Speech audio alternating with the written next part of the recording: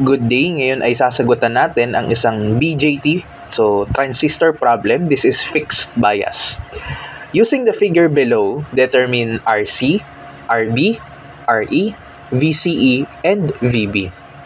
So yung C dito, that is the collector, yung B naman ay base, at yung E ay emitter. Sa tingin ko, ang mas madaling hanapin dito ay VCE tsaka VB, no? So, ito yung madaling hanapin dyan. Bakit? Kasi pwede tayong bumuo ng loop mula doon sa collector papunta doon sa emitter. Okay? So, pag bumuo tayo ng loop doon, ang magiging KVL natin ay VC minus VCE minus VE is equal to 0.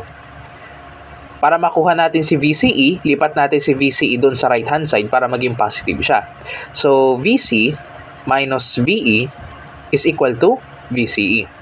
May values na tayo nung collector tsaka nung emitter, 7.6 tsaka 2.4. So, sulat na lang natin. 7.6 minus 2.4 equals VCE.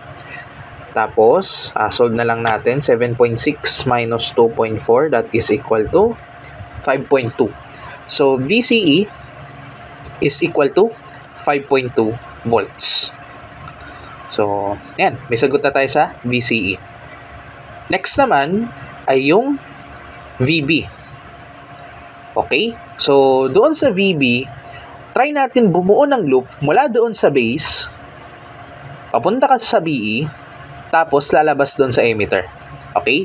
So, kung nandun ang loop natin, ang magiging KVL natin ay VB minus VBE minus VE is equal to 0.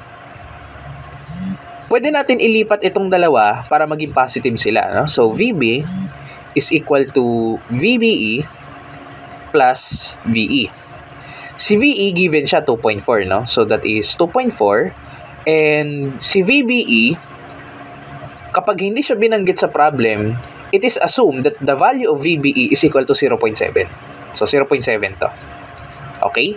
So, 0.7 plus 2.4, that is equal to 3.1. So, VB is equal to 3.1 volts.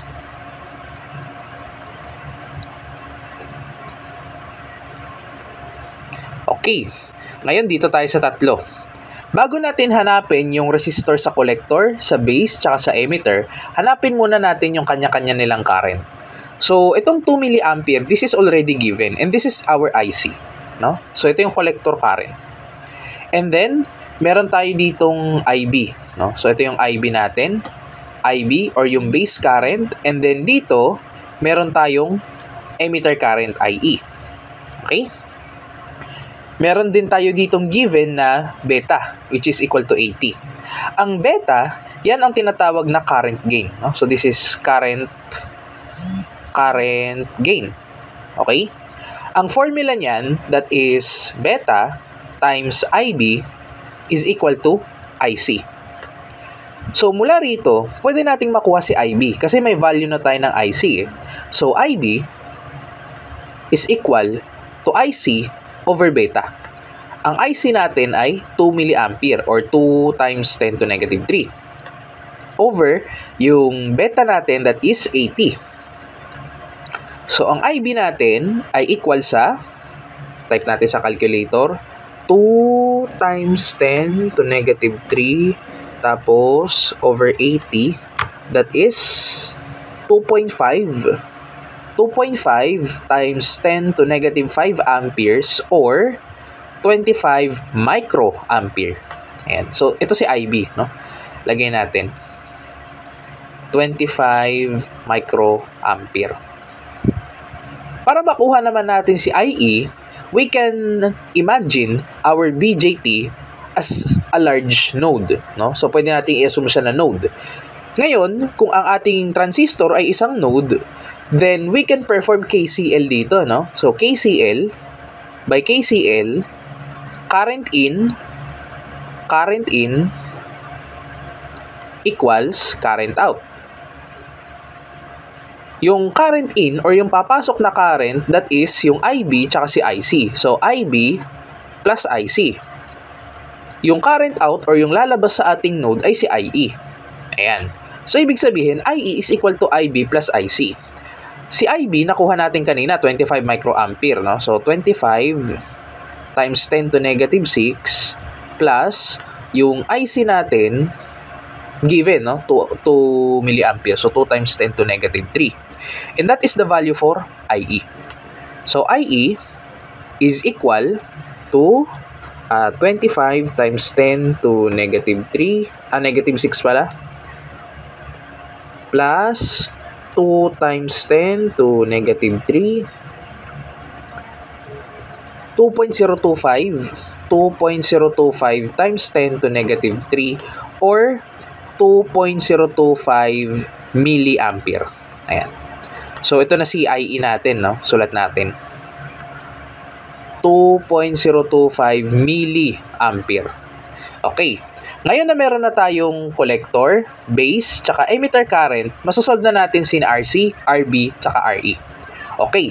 First, let's create a loop mula doon sa ating supply na 12 volts, papunta doon sa ating RC or resistor sa collector, palabas doon sa VC. Okay? So, ayan. Doon sa loop na nagawa natin, we have 12 minus yung current na dadaan sa resistor, that is IC, times RC minus VC. And that is equal to 0. So, from here, makukuha na natin si RC, no? Kasi ang IC natin given naman. So, that is 12 minus 2 times 10 to negative 3 times RC minus yung VC na given din, 7.6, is equal to 0. So, adjust na lang natin yung equation. So, we have RC is equal to 12 minus 7.6 over 2 times 10 to negative 3. And that is equal to 12 minus 7.6 tapos 2 times 10 to negative 3, 2,200. 2,200 ohms or 2.2 kilo ohms. Ayan. Yan ang sagot sa RC. Linisin natin, no, yung ating board. So, burahin muna natin to. Next, solve natin si RB. So, kung gusto nating isolve si RB, let's create a loop mula doon sa supply, dadaan doon kay RB, tapos lalabas doon sa base. Yan. Ganyan, no? So, that is 12 minus IB times RB minus VB is equal to 0. Meron na tayong VB, nakuha natin kanina 3.1. And yung IB, na-solve din natin 25 microampere. So, 12 minus 25 times 10 to negative 6. And then RB minus yung VB natin, that is 3.1. Is equal to 0. So, RB is equal to 12 minus 3.1 over 25 times 10 to negative 6. Ilan yan? 12 minus 3.1 tapos 25 times 10 to negative 6, that is 356,000 or 356 kilo ohms. So, ayan yung sagot dyan.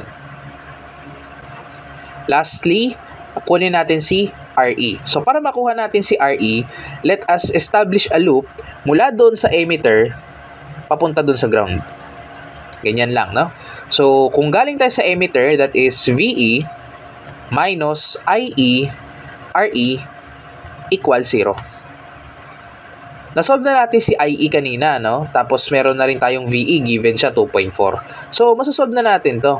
So, ang VE natin, 2.4, minus yung IE natin, that is 2.025 milliampere. So, 2.025 times 10 to negative 3, RE is equal to 0. So, RE is equal to 2.4 over 2.025 times 10 to negative 3. Ilan yan? So, 2.4 tapos 2.025 times 10 to negative 3, that is equal to 1185.185